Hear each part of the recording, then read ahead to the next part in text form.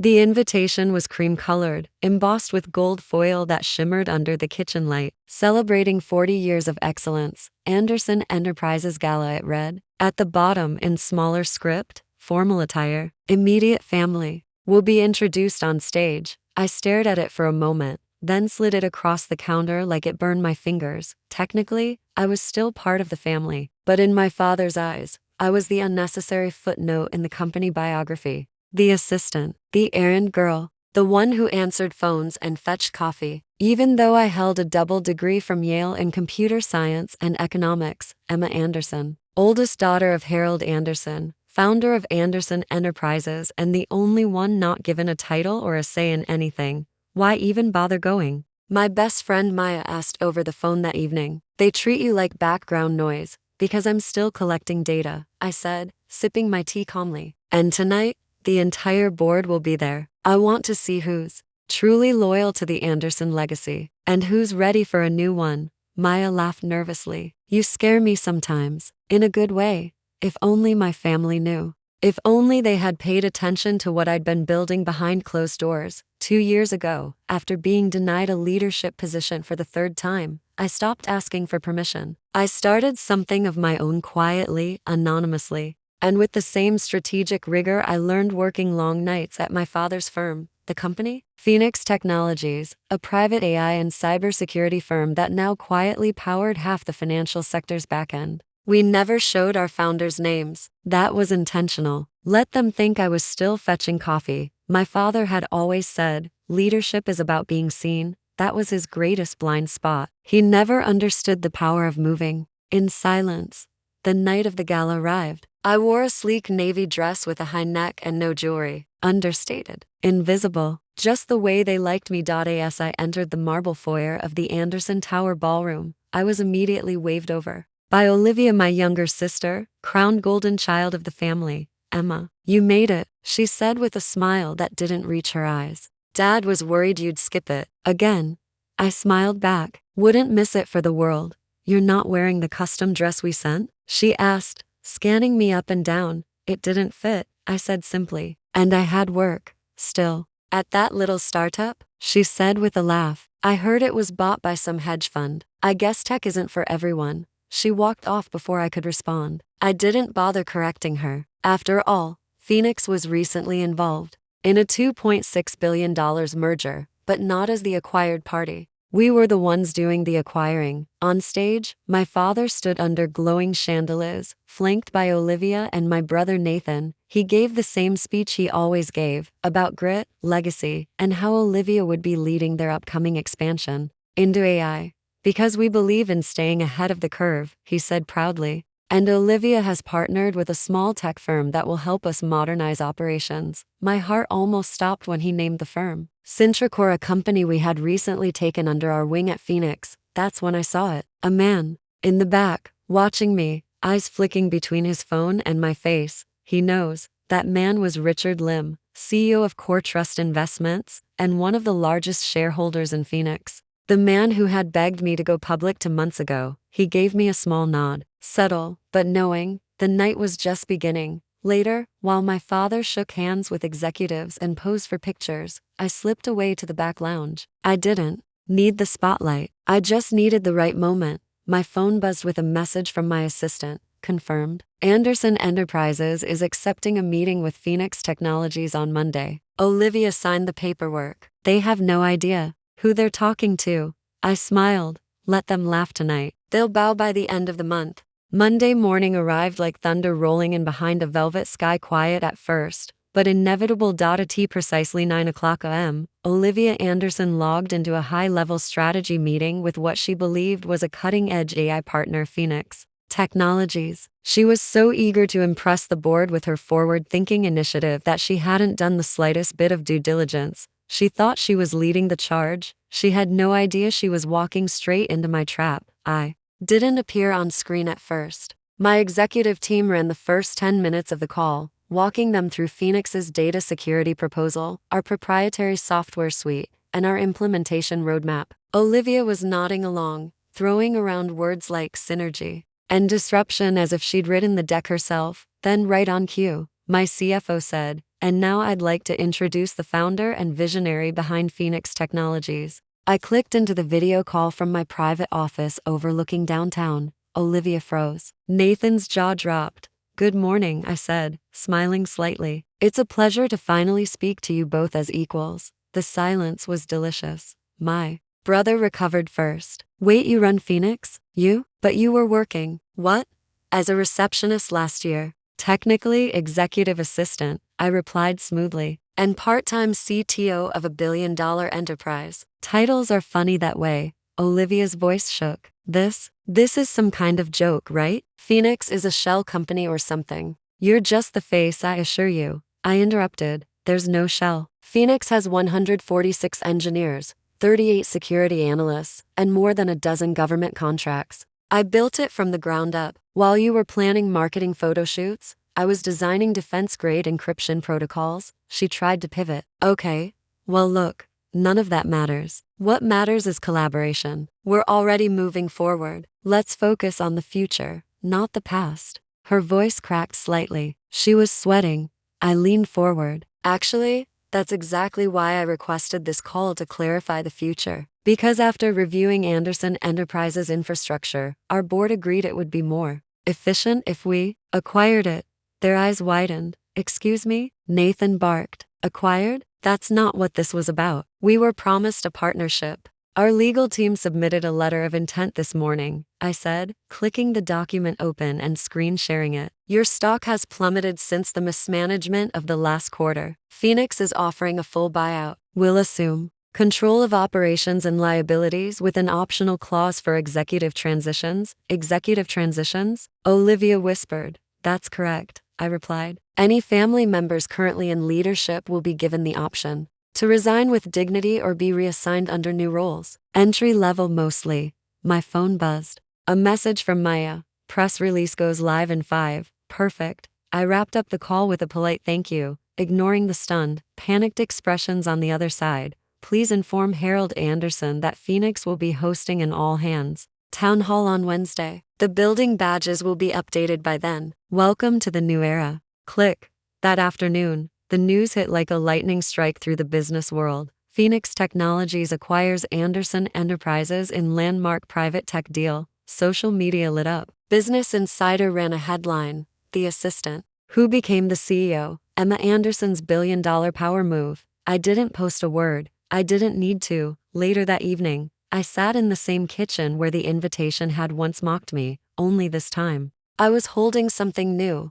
A letter from the board of directors. Anderson Enterprises was no longer a family firm. It was a subsidiary of Phoenix Technologies, and I was the new chairwoman. My phone rang. It was my father. I let it ring. Then I stood up, walked to the balcony, and looked out at the city skyline. They had spent years pretending I wasn't there. Now, I owned every floor they used to look down on me from, and I wasn't finished yet. The Anderson Enterprises building looked the same on the outside, sleek, silver, and soulless. But inside, everything had changed. I walked through the lobby like a ghost returned from the dead. Some of the employees stared, recognizing me from my assistant days. Others just gawked, whispering behind their ID badges. The press had been kind enough to publish my face next to every article about the acquisition, but the one face I wanted to see wasn't at the front desk. He was waiting. Upstairs, in the executive conference room, Harold Anderson, my father, the man who told me that no daughter of his would ever be CEO material.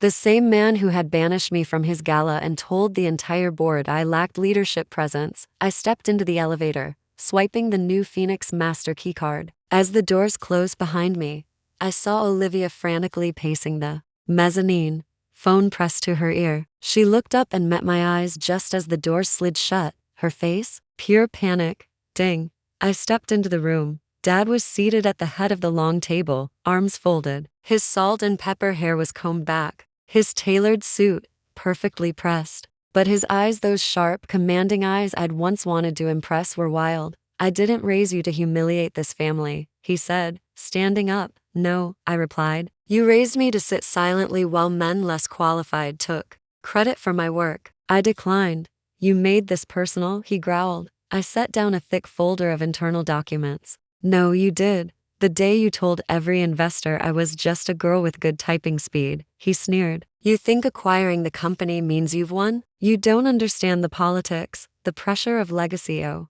I understand. Perfectly. That's why I'm replacing you. He blinked. What?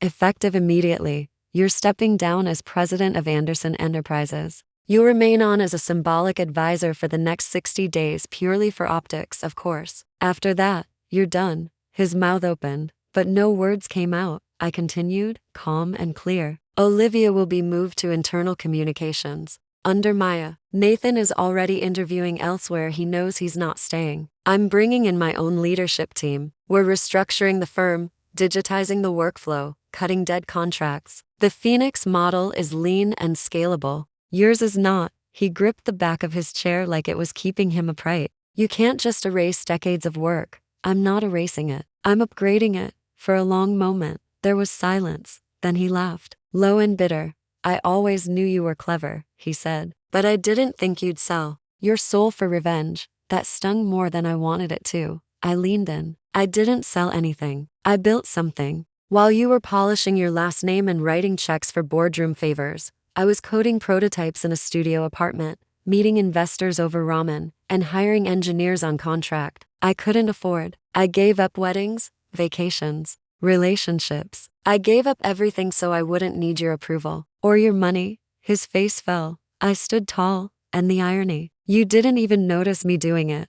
By the time I left the conference room, Olivia was gone. Her office was being packed up by HR. Maya, now head of strategic operations, met me at the elevator with a subtle smile. Board response? Overwhelmingly supportive. They never liked your father's empire of fear approach. You're fresh blood. I nodded. Let's make sure they never regret betting on me. As we rode the elevator down, I looked at the building around me, polished, efficient, lifeless. It would all be different soon. The old Anderson was dead. Long live Phoenix. That night, I hosted a staff-wide meeting in the company's largest auditorium. Every seat was filled. The whispers quieted as I walked onto the stage. I know many of you knew me as an assistant. I began. A shadow in the background. A pause. Well, the shadow is gone. And what stands here now is someone who remembers. Every name, every idea that was shot down in those long-forgotten conference calls. Phoenix isn't just acquiring this company. We're building something that respects innovation and the people who make it possible. The applause was thunderous. I didn't flinch. I didn't cry. I just smiled, because I knew this was only the beginning. 6 weeks into the acquisition, the Anderson Enterprises name still clung to the signage on the 57th floor lobby like a ghost. But inside, everything was transforming. Glass walls had replaced the mahogany panels. The dusty plaques bearing my father's leadership principles had been removed. In their place, a Phoenix Ventures motto gleamed across the open space, built from ashes, designed to rise. I sat behind the glass walls of what used to be my father's private office, his sanctuary of power. It had once been a place where people entered nervously and left humiliated. Now, it was filled with natural light, open to the team, and surprisingly quiet.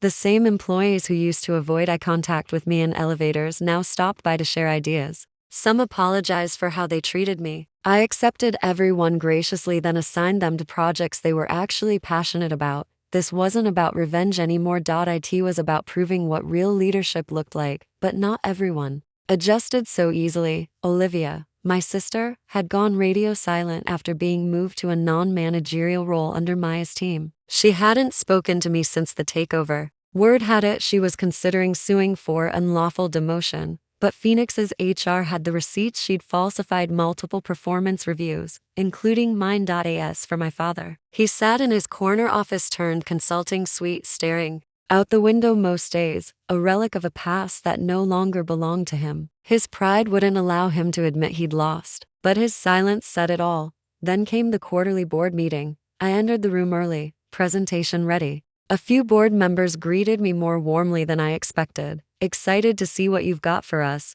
Miss Anderson, said Helen Chu, the longest-serving member. It's been a while since this room felt forward-thinking. Thank you, Helen, I said with a small bow. That's exactly what I'm hoping to restore. 10 minutes later, I launched into the plan Phoenix's 3-year strategic roadmap to digitize legacy clients, introduce sustainable consulting models, and eliminate overhead-heavy contracts. Slides changed, eyes widened, and when I presented the growth numbers already 23% higher than Q1 under my father's leadership, every head in the room nodded, except his. When the lights came back on, he cleared his throat.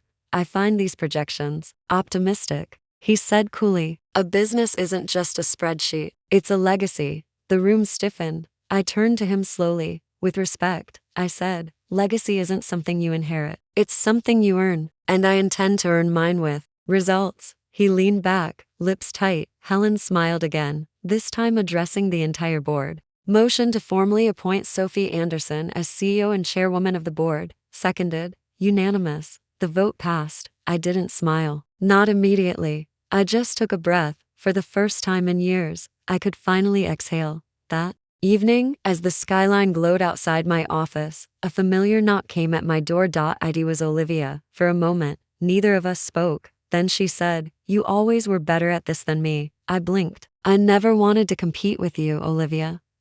No, she said, eyes shining. "That's what made you dangerous." She stepped forward, glancing around my office. "Dad's furious. He thinks you've humiliated the family." I gave a dry laugh. "No, Dad's humiliated by losing to a daughter he underestimated. Big difference." Olivia hesitated, then nodded. "If you're willing, I'd like to start over." I studied her. The sister who used to roll her eyes when I stayed late to proofread client decks. The one who led the vote to deny me a promotion, then texted me the next morning, "It's just business." And yet, I saw the exhaustion behind her eyes, the walls crumbling. I extended a hand. We moved forward. No more power plays, just purpose. She took it. Maybe she wasn't my rival anymore. Maybe she never really had been. A week later, we unveiled the new brand name, Phoenix Anderson Consulting, a marriage of legacy and future. Investors responded with enthusiasm. So did employees. Clients who had left returned, curious and impressed. My inbox flooded with thank you notes from junior staff finally being recognized. I hosted a town hall with every department, standing at the podium in front of a massive screen that read, "This time, we build it right." I was once told I didn't belong in this room. I said, voice steady, that I lacked the pedigree, the look, the command. But the truth is, no one can take from you what you've built. With integrity. I paused, scanning the crowd. Don't let anyone tell you who you are. Show them. Applause roared. 3 months after the takeover, I stood on the rooftop of the newly rebranded Phoenix Anderson HQ, the skyline blazing behind me. We had just closed the biggest sustainability consulting contract in the firm's history, worth $280 million. And for the first time since the chaos began, I allowed myself to feel it. Pride, relief, vindication. A private gala was underway downstairs, hosted by Phoenix Anderson for clients and investors. But I needed this moment alone before walking into the lion's den once more, this time as the lioness in command. I glanced at my reflection in the tall windows. Gone was the hesitant girl in modest heels and muted blouses, tiptoeing through hallways her own father had made hostile. Now, I stood straight, confident, in a sleek, tailored suit, no apologies in sight. When I finally descended to the gala, the room fell into a respectful hush. This time, no one ignored me. No one pretended I was someone's assistant. No one questioned why I was there, because everyone already knew. Helen Chu raised her glass as I approached. "To Sophie Anderson," she declared, voice clear. "A CEO who leads with vision, grit, and grace. Long may you rise." The room erupted in applause. I gave a short nod and took the mic, my voice ringing out into the glass and marble ballroom. When I was a child, I used to sit outside the conference room of Anderson Enterprises, listening to the voices of men decide the future. I'd tell myself, one day, they'll let me in. Laughter rippled softly, but I realize now, I didn't need to wait for permission. I just needed to own my voice, build something better, and bring others with me. Cheers followed. I raised my glass. To everyone who was underestimated, dismissed, or told they were not quite right. For the table. Don't wait for a seat. Build the table, and make it beautiful. The night carried on with music and energy, but behind all the glitz was something deeper, a new culture being born. And yet, I knew there was still one last chapter left. The next morning, I arrived at the country club where my father still played weekly chess with former business elites. I wore jeans and a blazer, powerful, but casual. When I walked onto the terrace, my father looked up from his paper. His face paled slightly. "Sophie, Dad," I said, sitting across from him. A long silence passed between us, just clinking teacups and the wind rustling palms. "You came to gloat?" he asked bitterly. "No," I said. "I came to give you the courtesy you never gave me." He narrowed his eyes. "I'm not just your daughter," I continued. "I'm the woman who rebuilt what you nearly destroyed. And I don't want revenge. I want legacy, real legacy. Something we can both be proud of." He looked away. "You think I don't regret things? I do. But that company was mine, my life, and now it's mine," I said gently. "But it doesn't have to be your end. It can be your evolution. If you're willing." He blinked. "You'd let me stay involved?" I shrugged. "As an advisor. No control. No override." He leaned back, processing, then quietly, "You're better at this than I ever was." I smiled faintly. "I know." 6 months later, Phoenix Anderson was listed in Forbes' top 10 most innovative firms to watch. Employees were happier, more diverse, and more empowered than ever. Olivia had taken on a new role heading philanthropic initiatives. She was thriving. My father kept his word, offering quiet insights when asked, never interfering. We were healing slowly. And me? I stood before a crowd at Stanford Business School, giving a talk titled, "How to Rise When the Door is Shut." I ended it with this: when your family doubts you, your boss overlooks you, or the world calls you not enough, don't argue. Build something so powerful, they'll have no choice but to see you. Don't chase their approval, chase your own legacy. And as I walked off stage, I smiled, because I had built mine, brick by brick, word by word, step by step. They once told me I didn't belong. Now, I own the building.